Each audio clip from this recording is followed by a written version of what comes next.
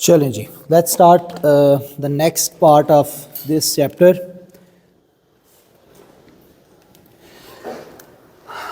अच्छा, first one was binding energy and mass defect. ठीक है, we did that. अभी इसका जो second part है that is radioactive decay. This is the second part of nuclear physics.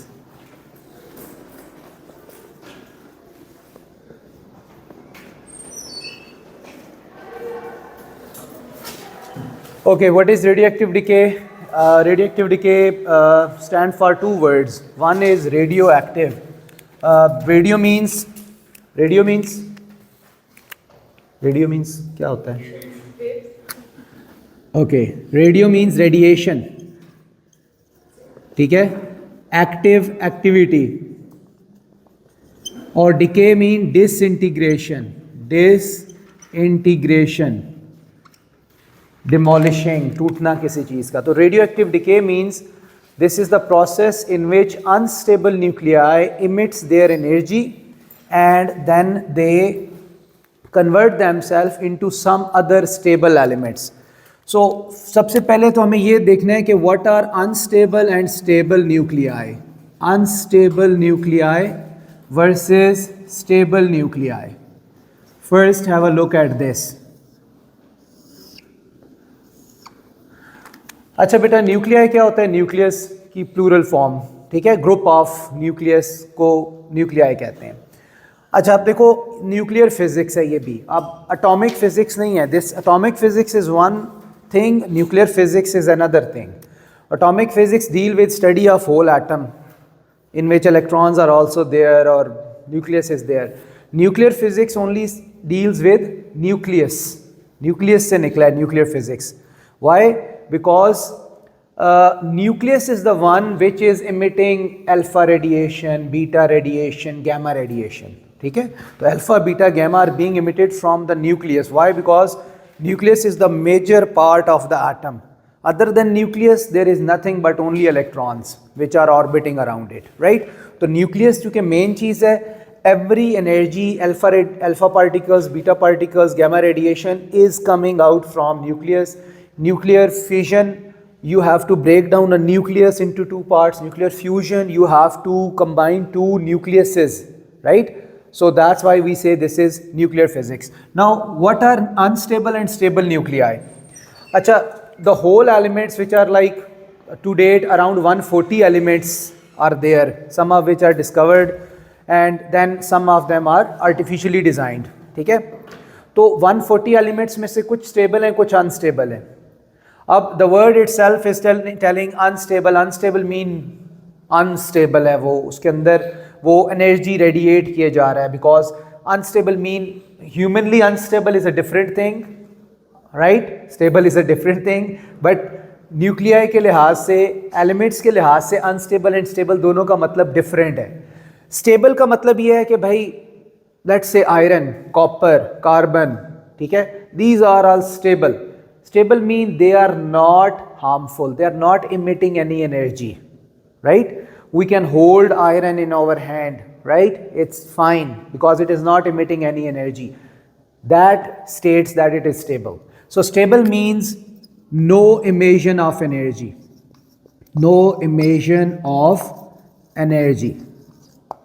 Okay, stable also mean higher binding energy. Right? We have studied this previously.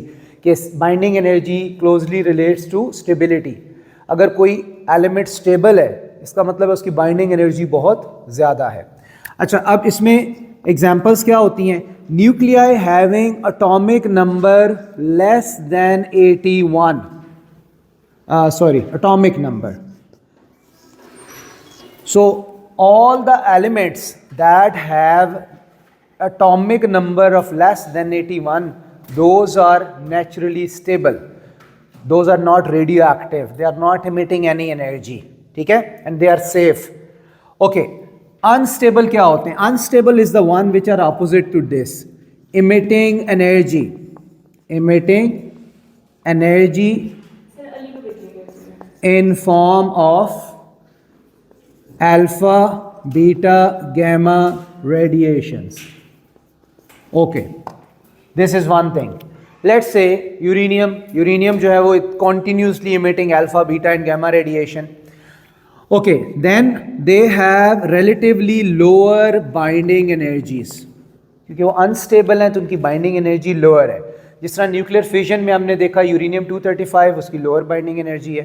Fusion में we have looked upon hydrogen, जिनको combine करके helium बनाते हैं, तो hydrogen की भी क्या है, लोअर बाइंडिंग एनर्जी है. तो ऐसे न्यूक्लियाई जो कि अनस्टेबल होते हैं, क्यों अनस्टेबल होते हैं? Because they have lower binding energies, that's why they are unstable.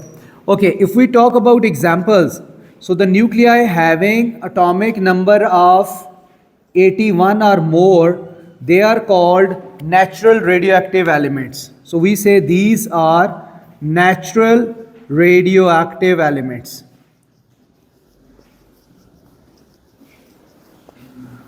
मतलब 140 में से जिसके एटॉमिक नंबर 81 या उससे ज़्यादा होएगा, we will say कि these are naturally radioactive. Naturally, हमने कुछ नहीं किया. We just dig them out from the crust of the earth, mining करके निकाला, और they are already radioactive. They are already emitting lot of energy. But we can use that energy. किधर हम unstable nuclei कहाँ use करते हैं? As a nuclear fuel use करते हैं, पावर प्लांट्स पे इलेक्ट्रिसिटी बनाते हैं, एटॉमिक बॉम्ब्स में इसी को यूज़ किया जाता है, फिर रेडियोथेरेपी में यूज़ किया जाता है, कीमोथेरेपी में यूज़ करते हैं, ठीक है, कैंसर ट्रीटमेंट, ट्यूमर ट्रीटमेंट. उसके बाद ये जो पैक्ड फूड होता है, फ्रोज़न फूड, जिसको या जूसेस या मिल्क पैक, जिसको 6 मंथ्स के लिए आप स्टोर कर सकते हैं. तो वो क्यों 6 मंथ तक स्टोर कर सकते हैं?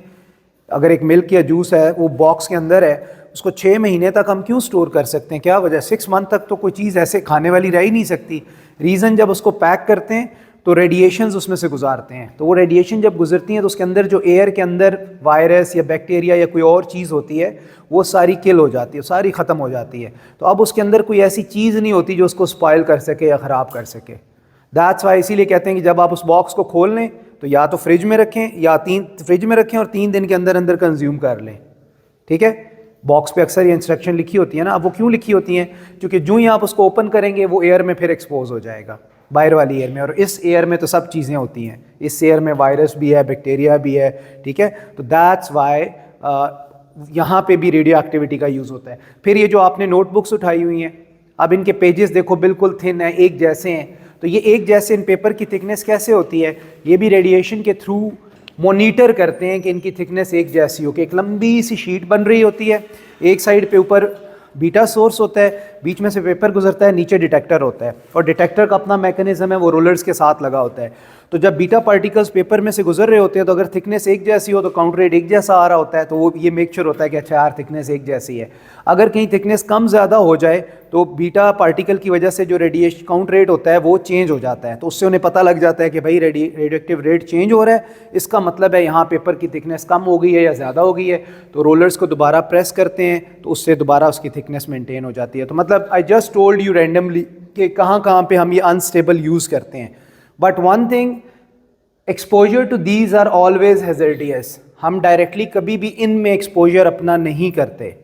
इवन जो लोग इनको डील करते हैं वो special radioactive clothing, lead line clothing use करते हैं, ग्लव्स यूज़ करते हैं, ट्वीज़र से उठाते हैं. कभी रेडियोएक्टिव एलिमेंट को हाथ से आप नहीं उठा सकते, इवन ग्लव्स पहन के भी नहीं उठा सकते, ट्वीज़र से उठाना होता है या रोबोटिक आर्म से उठाते हैं. ये जो हैं they are safe to use. इनको हम हाथ से भी उठा सकते हैं, कोई मसला नहीं है, because they are stable, they are not emitting any radiation. अच्छा, कुछ ऐसे एलिमेंट होते हैं जिनके एटॉमिक नंबर 81 से कम होते हैं but still they are radioactive, still they are radioactive. तो ये कौन से होते हैं? इनको हम कहते हैं रेडियो आइसोटोप्स. Radio isotopes.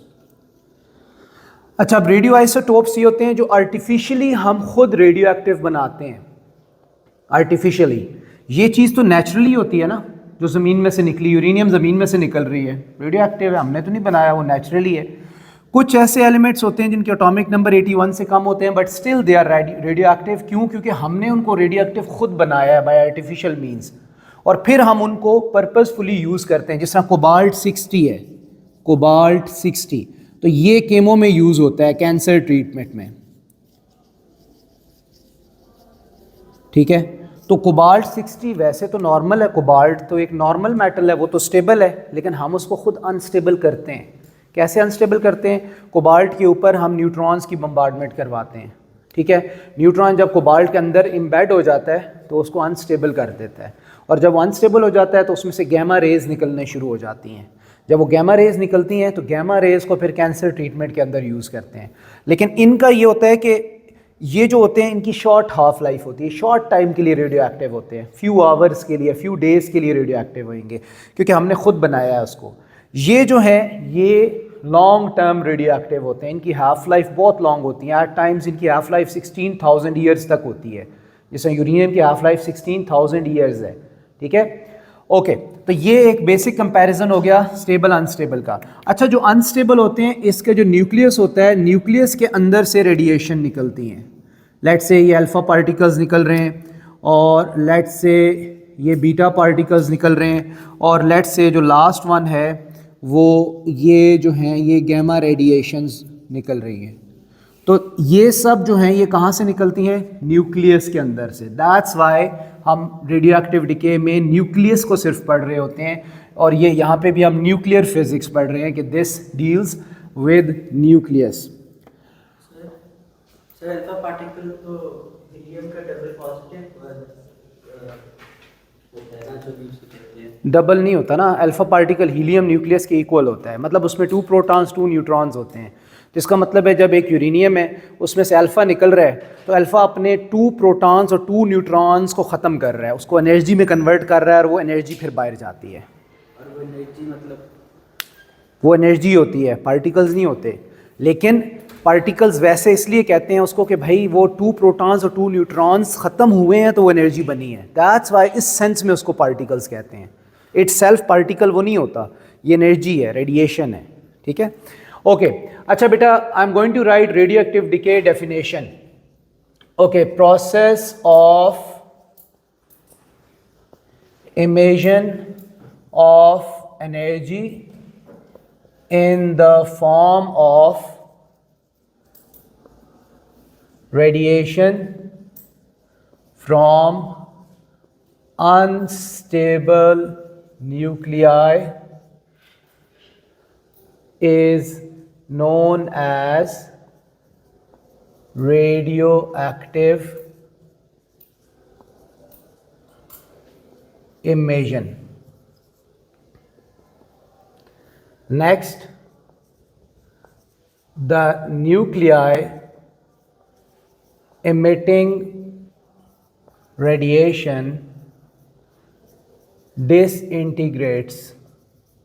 अच्छा, डिसइंटीग्रेट्स मीन वो टूट जाता है, चेंज हो जाता है, उसकी नेचर चेंज हो जाती है। यूरेनियम जब अल्फ़ा निकालेगा वो यूरेनियम नहीं रहेगा, किसी और एलिमेंट में ट्रांसफॉर्म हो जाएगा, तो इस प्रोसेस को डिसइंटीग्रेशन कहते हैं। The nuclear emitting radiation डिसइंटीग्रेट्स into other type of nuclei, जो कि स्टेबल भी हो सकते हैं और अनस्टेबल भी हो सकते हैं। मतलब यूरेनियम जब अल्फ़ा निकालेगा तो अगर वो थोरियम में जाता है तो थोरियम में भी स्टेबल हो, में भी अनस्टेबल हो, दोनों में, स्टेबल अनस्टेबल दोनों में से किसी में भी वो कन्वर्ट हो सकता है। न्यूक्लियर नहीं, न्यूक्लियर फिशन नहीं, nuclear fission is something else. Nuclear fission, a nucleus is breaking down, completely breaking down. This is not breaking down, this is just very small part of it converting itself into energy. This is different. The nuclear emitting radiation disintegrate into other type of nuclei. This process is known as radioactive decay. Radioactive decay. Okay, so I have written two definitions, one for radioactive emission and one for radioactive decay. Radioactive emission is very simple. It's a process of emission of energy in the form of radiations from unstable nuclei. उसको radioactive emission कहते हैं। Decay क्या होता है? Decay का मतलब है disintegration, किसी एलिमेंट का टूटना और किसी और चीज़ में कन्वर्ट होना। सो the nuclei emitting radiation disintegrates into other type of nuclei which can be stable or unstable. This process is known as radioactive decay. Okay, what is the nature of radioactive decay? RD is radioactive decay. So there are two types. One is random nature, random, and second one is spontaneous nature. अच्छा, मतलब ये जो decay हो रहा है, मतलब एक जो अनस्टेबल न्यूक्लियाई है ये वाला, ये लेट्स से यूरेनियम है, ये दिस इज यूरेनियम 235, इसमें से अब एनर्जी, ये अल्फा बीटा गैमा निकल रहे हैं, कोई एक या दो या तीन, ठीक है, मतलब तीनों भी निकल सकते हैं, दो भी हो सकते हैं, एक भी निकल सकती है रेडिएशन।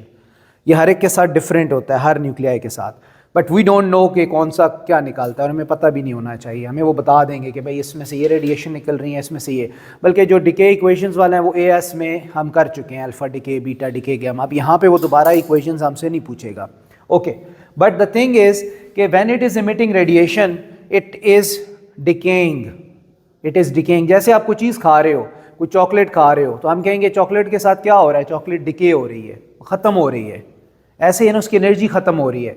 अगर एक चॉकलेट बार में अगर लेट्स से 100 कैलोरीज हैं, जब आप उसको कंज्यूम कर रहे हैं, आधी कंज्यूम कर ली, तो पीछे कितनी कैलोरीज रह गई, पीछे 50, फिर उसका भी हाफ आपने कंज्यूम कर लिया, तो पीछे कितनी रह गई, 25। इसका मतलब है जब आप उसको खाते जा रहे हो तो पीछे कम रहता जा रहा है पोर्शन, जो चॉकलेट का पोर्शन है कम होता जा रहा है, और उसके अंदर एनर्जी भी कम होती जा रही है।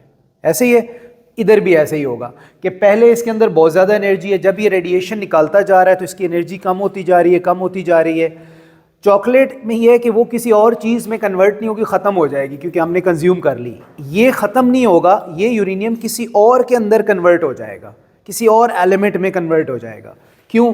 क्योंकि अगर वो अल्फ़ा निकालता है तो अल्फ़ा का मतलब है 2 प्रोटॉन्स प्लस 2 न्यूट्रॉन्स, बीटा का मतलब है एक न्यूट्रॉन ने अपने आप को प्रोटॉन में कन्वर्ट किया या प्रोटॉन ने अपने आप को न्यूट्रॉन में कन्वर्ट किया। आई होप AS से आपको पता होगा बीटा डिके दो होते हैं, बीटा पॉजिटिव, बीटा नेगेटिव, ठीक है, बीटा पॉजिटिव, बीटा नेगेटिव। तो कैसे होते हैं, एक में न्यूट्रॉन अपने आप को प्रोटॉन में कन्वर्ट कर देता है और दूसरे में प्रोटॉन अपने आप को न्यूट्रॉन में कन्वर्ट कर देता है। तो इस तरह इसमें भी चूंकि पार्टिकल्स इन्वॉल्व होते हैं इसलिए इसको भी बीटा पार्टिकल कहते हैं। अल्फ़ा में भी पार्टिकल्स इन्वॉल्व हैं तो अल्फ़ा पार्टिकल कहते हैं। गैमा में कुछ इन्वॉल्व नहीं होता पार्टिकल, गैमा में ना तो प्रोटॉन कम होता है ना न्यूट्रॉन कम होता है, बल्कि क्या होता है, न्यूक्लियाई की रीएडजस्टमेंट होती है, वो अपने आप को रीएडजस्ट कर रहे होते हैं, तो रीएडजस्टमेंट के चक्कर में वो एनर्जी निकाल देते हैं। लेकिन गैमा में कोई पार्टिकल कम ज़्यादा नहीं होता, that's why we say these are gamma rays, these are not gamma particles because no particle is involve over there. Okay, random and spontaneous. What does random mean? Let me tell you a very simple example. Let's say we have group of nuclei. Group of nuclei. कोई भी कर लो. Let's say cobalt ही कर लो, cobalt 60. और हमारे पास बहुत सारे nuclei हैं. Let's say these all are cobalt nuclei. And this is a very small sample. ये small sample है, इसको हम एक इलेक्ट्रॉनिक माइक्रोस्कोप में देख रहे हैं तो हमें इतना बड़ा नज़र आ रहा है, वरना कोबाल्ट 60 हमने थोड़ी सी अमाउंट उसकी ली हुई है, राइट। जिस तरह आप समझ लो कि एक थोड़ा सा साल्ट आप ले लो, थोड़े से ग्रेन्स उसके ले लो, ठीक है, तो ये ऐसा है, हमने उसको इलेक्ट्रॉन माइक्रोस्कोप में देखा तो हमें बड़ा होके नज़र आ रहा है। और let's say we are able to see every atom of cobalt. ये जो सर्कल्स हैं ये एटम हैं या न्यूक्लियस हैं, मोर प्रिसाइजली न्यूक्लियस। न्यूक्लियस और एटम एक ही होता है ना, मतलब एटम में सिर्फ इलेक्ट्रॉन एक्स्ट्रा होते हैं, न्यूक्लियर में बस वो न्यूक्लियस की बात हम कर रहे होते हैं, राइट। तो electrons are still there but we are not talking about them. आप देखो ये सब अनस्टेबल है। Cobalt 60 is artificial radioactive element जिसमें से गैमा रेज निकलती हैं, ठीक है। अब इसमें से एनर्जी निकल रही है, बट वो जो एनर्जी या रेडिएशन निकल रही है, कहाँ कौन कौन से न्यूक्लियाई उस एनर्जी को निकाल रहे हैं, वी कांट टेल कि भाई ये सब निकाल रहे हैं, कुछ निकाल रहे हैं, कुछ नहीं निकाल रहे, we can not point out. And not every nuclei is emitting energy at one time, it's a natural process. कुछ न्यूक्लियाई निकाल रहे होते हैं, कुछ नहीं निकालते, कुछ बाद में एनर्जी निकालना शुरू हो जाते हैं, कंप्लीट रैंडम प्रोसेस है। And random means we can not guess which of these nuclei is emitting radiation. We cannot point out. Example is very simple. There is a group of students sitting here, ठीक है, imagine all of you are cobalt 60 nuclei. I cannot judge that which one of you is going to talk. ठीक है, अब आप में से कौन बात करना शुरू कर देगा, या आप में से कौन सा जो है वो लेट्स से जिस आउट ऑफ फोकस हो जाएगा, अब मैं नहीं बता सकता, कोई भी हो सकता है। और सबकी क्या इक्वल प्रोबेबिलिटी है या नहीं? सबकी क्या इक्वल प्रोबेबिलिटी होगी? यस। जब मुझे नहीं पता तो मैं सबकी इक्वल प्रोबेबिलिटी रखूंगा ना।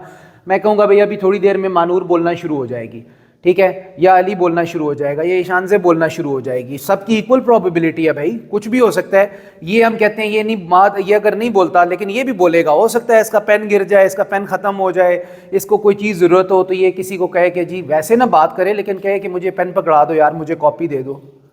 तो प्रोबेबिलिटी तो सबकी है ना। तो all of you have equal probability to talk. Talk mean you emit energy. जब आप बोलते हो तो आप एनर्जी इमिट करते हो ना। तो सिमिलर थिंग इज हियर कि रैंडम नेचर का मतलब होता है कि there is equal probability of decay और emission of energy from each of these nuclei, but not everyone is emitting energy and we cannot predict which one is going to emit energy next, or which we cannot point out which one of them are emitting energy actually. This is called random nature. That's why if we place a GM tube is what? It is a counter. Maybe आपको शायद याद हो radioactive detector, हाँ, radioactive detector जो radiation को detect करते हैं। भाई रेडिएशन तो अल्फा बीटा गैमा आप देख ही नहीं सकते, how we can detect them के रेडिएशन है या नहीं? तो we use radioactive detectors, ठीक है। एक फोटोग्राफिक फिल्म होती है कॉमन, ये मैं ओ लेवल्स की बात बता रहा हूँ आपको। फोटोग्राफिक फिल्म, अगर हम फोटोग्राफिक फिल्म यहाँ रखें इसके सामने और उसको डेवलप करें, उसके ऊपर स्पॉट्स बन जाएंगे, डॉट्स बन जाएंगे। जब डॉट्स बनेंगे तो हम कहेंगे भाई रेडिएशंस हैं यहाँ पे। और this was the way through which Henry Becquerel accidentally discovered radio activity back in 1904। उसने डिस्कवर किया था कि भाई समथिंग इज़ देयर। ये क्यों फोटोग्राफिक फिल्म पे स्पॉट्स क्यों बन गए? उसके पास एक रेडियो एक्टिव मटीरियल था, उसको नहीं पता था कि ये रेडियो एक्टिव है, वो कोई और एक्सपेरिमेंट कर रहा था, लेकिन वो जो रॉक थी वो रेडियो एक्टिव थी। तो जब उसने फोटोग्राफिक फिल्म को डेवलप किया तो उसमें बहुत सारे स्पॉट्स थे, ठीक है। अब वो साइंटिस्ट था, हमारी तरह होता तो उठा के फेंक देता, नहीं यूज़ करता कि यार ये ख़राब है। ये उसने देखा ये स्पॉट्स क्यों बने हुए हैं इसके ऊपर। उसको जब उसने डिग आउट किया तो उसको पता लगा कि भाई ये जो रॉक है ये तो इसकी वजह से है, तो इसका मतलब है इसमें से एनर्जी निकल रही है। और वो एनर्जी फिर उसने बाद में उसको रेडियो एक्टिव एलिमेंट का कहा था या रेडिएशन का कहा था। तो this radiation alpha beta gamma and radioactivity was discovered by Henry Becquerel. फिर हेनरी बैकरेल की जो वाइफ थी मैरी क्यूरी का नाम तो सुना होगा ना, उसने फिर क्या किया कि इस पे और काम करना शुरू किया। वो केमिस्ट थी, उसने इस पे काम करना शुरू कर दिया कि भाई ये क्या है और ये कैसे यूज़फुल कैसे हो सकता है। तो इवेंचुअली उसने इसको यूज़ किया था कैंसर ट्रीटमेंट में, कि इससे हम कैंसर ट्रीटमेंट, और उसकी अपनी डेथ भी कैंसर से हुई थी। क्यों? क्योंकि उसका बॉडी बहुत ज़्यादा एक्सपोज रहता था, क्योंकि वो बहुत ज़्यादा काम करती थी। तो उस टाइम तो ऐसी चीज़ें थी नहीं ना कि वो प्रोटेक्टिव मेजर, इतने हाई फाई प्रोटेक्टिव मेजर तो होते नहीं थे, ठीक है।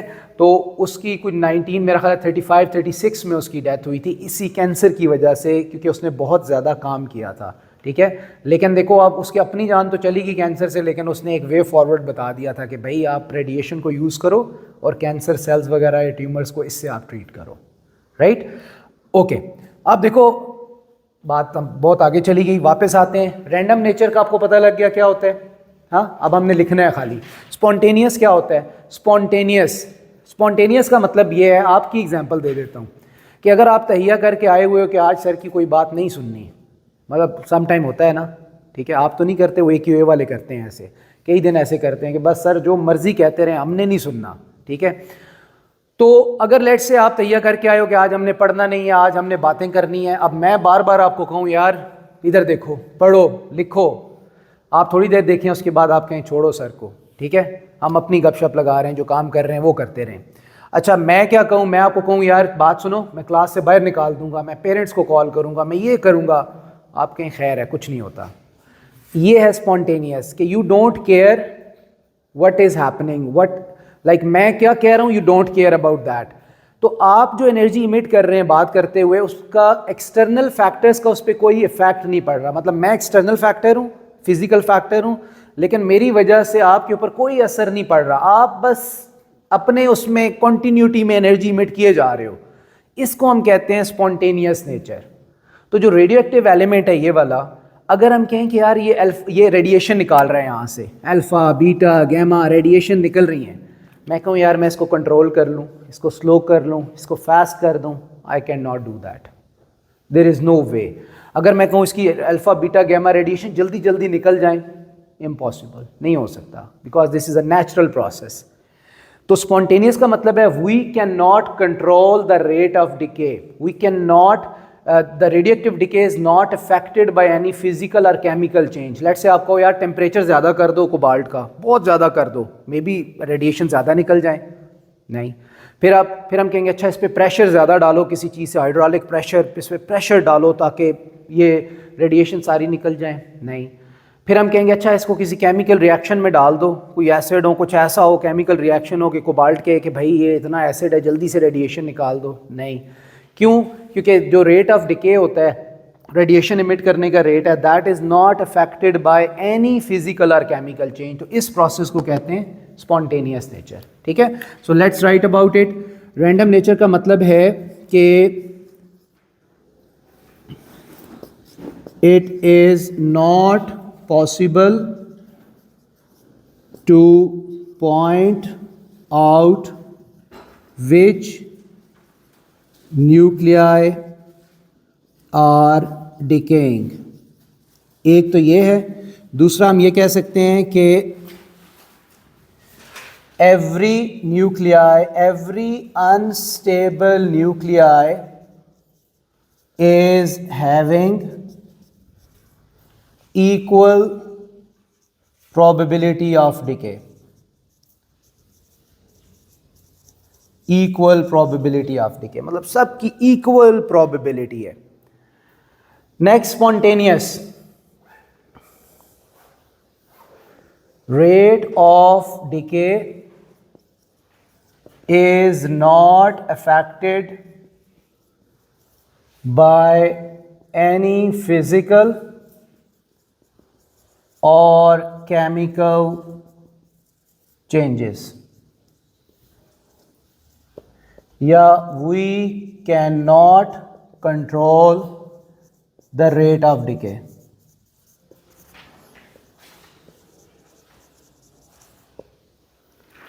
इसको कहते हैं spontaneous।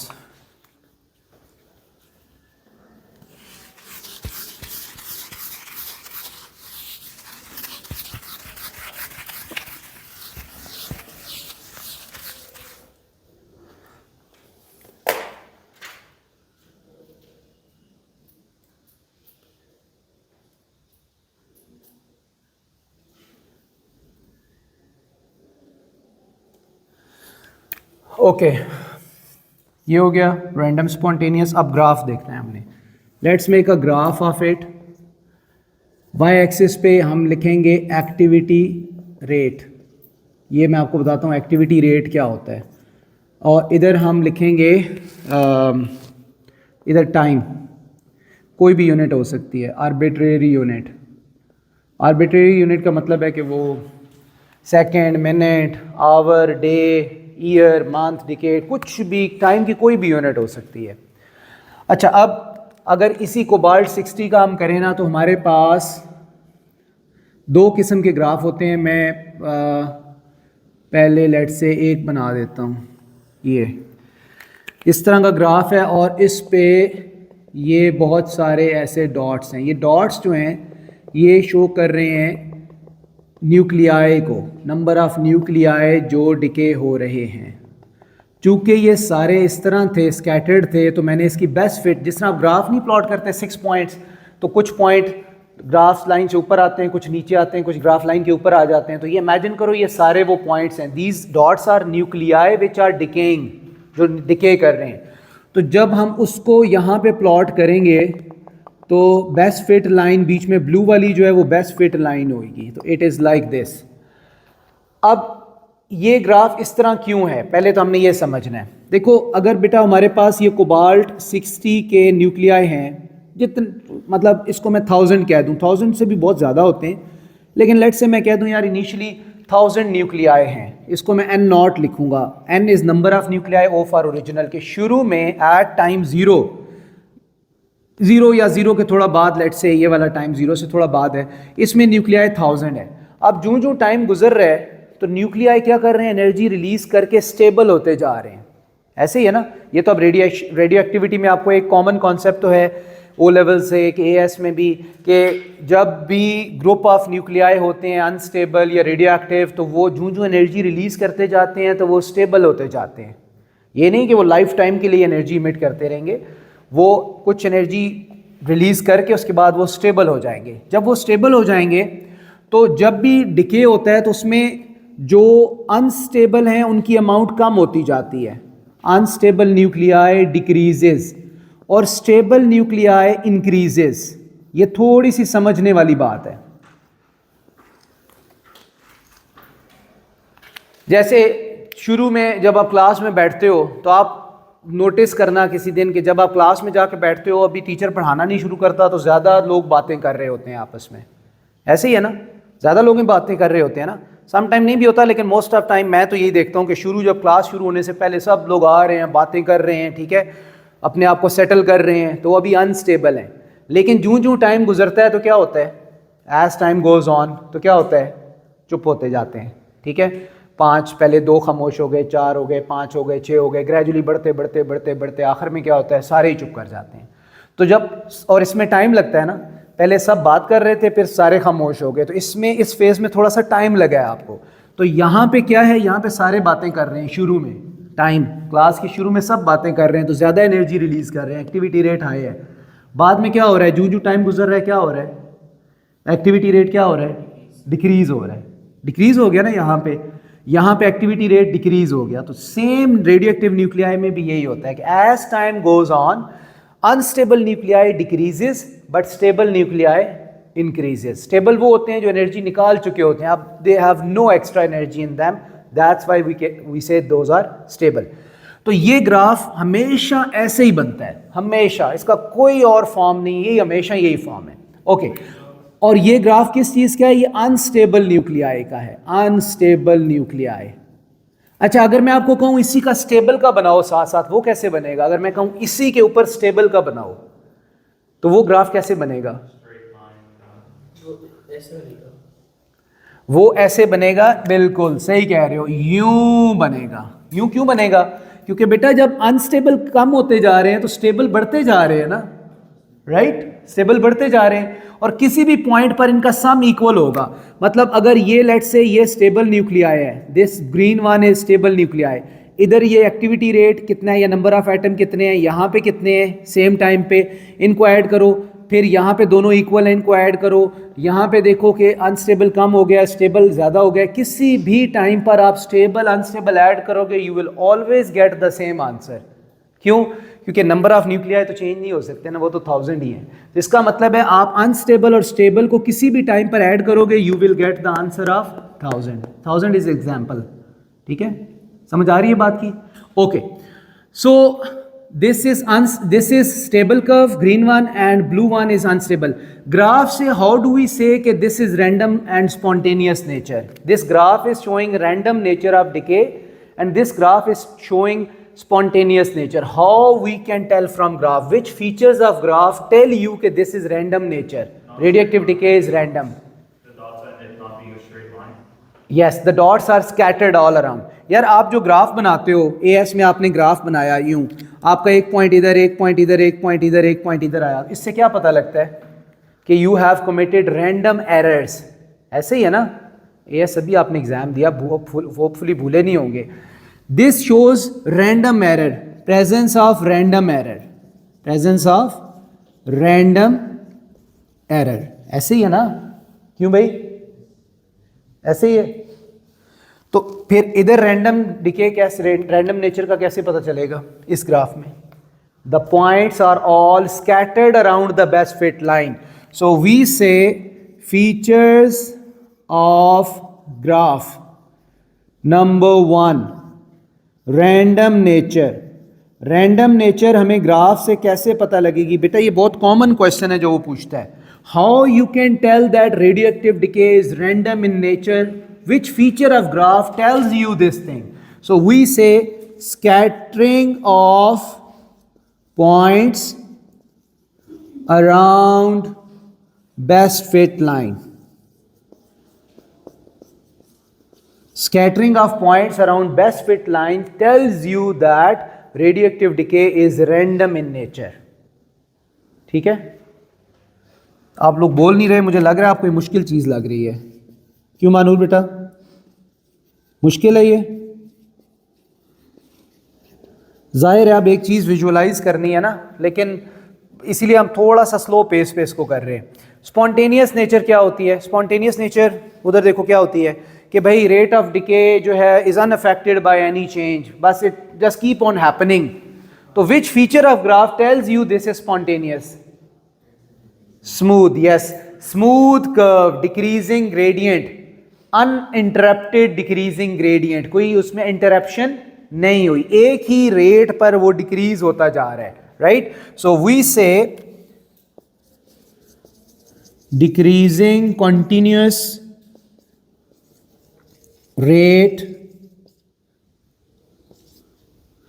नहीं, decreasing continuous decaying line, decaying trend, या नेगेटिव डिक्रीजिंग ग्रेडियंट. सो ये जो कॉन्टिन्यूस लाइन है ये शो करती है कि ये स्पॉन्टेनियस है. So this continuous line shows spontaneous nature,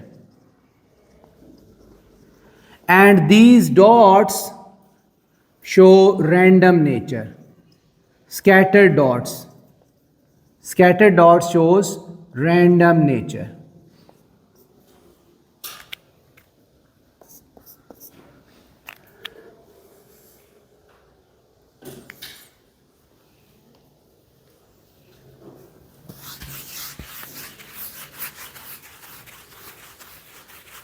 अच्छा जी, लास्ट थिंग ये लिख लिया ना, last thing is activity rate. What is activity rate? Activity rate A. अब एक्टिविटी क्या होती है? What is activity? क्यों भाई ज़ैनब, एक्टिविटी क्या होती है? ज़ैनब बेटा, एक्टिविटी क्या होती है? एक्टिविटी क्या है? Class activity, school activity, ground में आप खेल रहे हो तो एक्टिविटी. एक्टिविटी का मतलब है if something is going on तो उसको हम एक्टिविटी कहते हैं. एक्टिविटी रेट, रेट का मतलब क्या होता है? रेट का मतलब है time, with respect to time. How much is activity rate? Radioactivity में क्या मतलब होगा कि कितने न्यूक्लियाई डिके कर रहे हैं विद रिस्पेक्ट टू टाइम, कितने न्यूक्लियाई डिके कर रहे हैं, how many nuclei are decaying और emitting एनर्जी और becoming stable per unit time. So its definition is, अच्छा first its symbol is A. Its definition is number of unstable nuclei decaying का मतलब है becoming stable.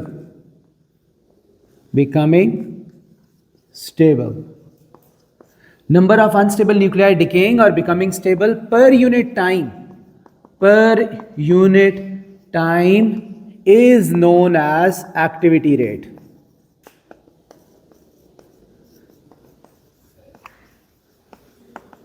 Simple. Number of unstable nuclei decaying per unit time. Number of unstable nuclei emitting energy per unit time. ये भी कह सकते हैं. अच्छा, इसकी इक्वेशन क्या है? A is delta n by delta t. Delta t को आप सिंपल t भी लिख सकते हैं. Okay, delta n, what is delta n? Delta n is number of decaying nuclei. How many of them are decaying और already decayed, and t is the time taken by them. ठीक है? सो देखो इसी formula से ये definition इसी formula से, activity rate is equal to number of unstable nuclei decaying per unit time. Rate of decay of nuclei is called activity rate, ये भी कह सकते हैं. अच्छा, इसकी यूनिट क्या होएगी? देखो इसकी यूनिट क्या होनी चाहिए, हाँ, per second. Yes, because this is number of decaying nuclei. This is number I've got no unit. 10 20 30 40 50 इसकी तो कोई यूनिट नहीं है, नंबर की तो कोई यूनिट नहीं होती. टाइम की यूनिट क्या होती है, सेकंड. तो इसकी यूनिट है पर सेकंड.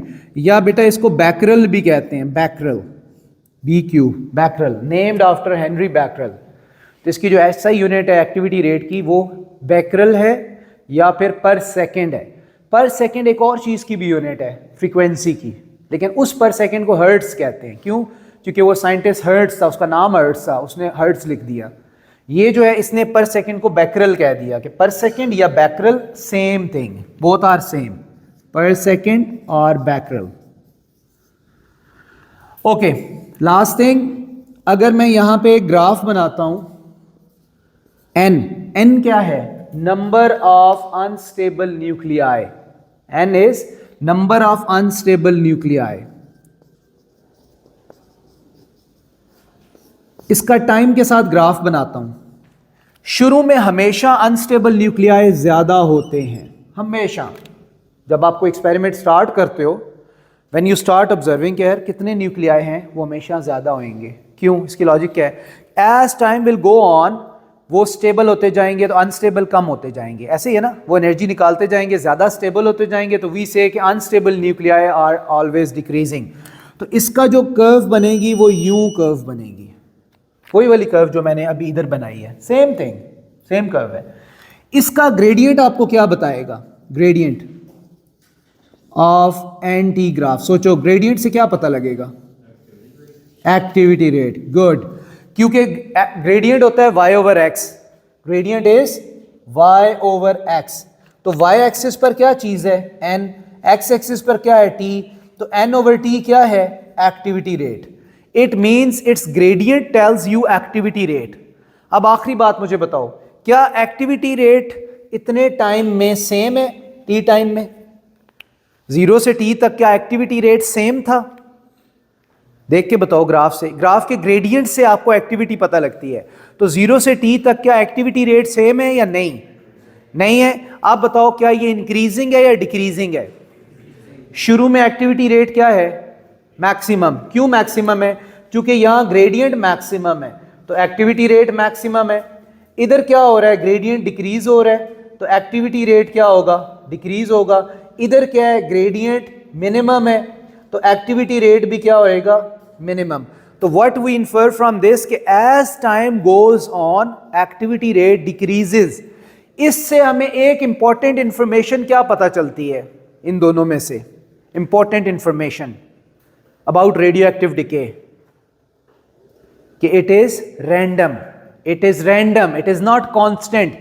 क्योंकि पहले ज्यादा है, फिर कम है, फिर और कम है, फिर और कम है. तो दैट्स व्हाई वी से this is random and continuous. दोनों हम कह सकते हैं कि यार एक ऑन गोइंग प्रोसेस है, ये कभी नेवर स्टॉपिंग है. ठीक है, रैंडम इसलिए है कि भाई आप हर टाइम पर देख लो, आपको एक्टिविटी रेट डिफरेंट मिलेगा. यहां सबसे ज्यादा होगा, इधर कम होगा, और कम होगा, और कम होगा. तो as time goes on activity rate is going to decrease. ठीक है, ओके, चलें भाई, दैट्स इनफ फॉर टुडे.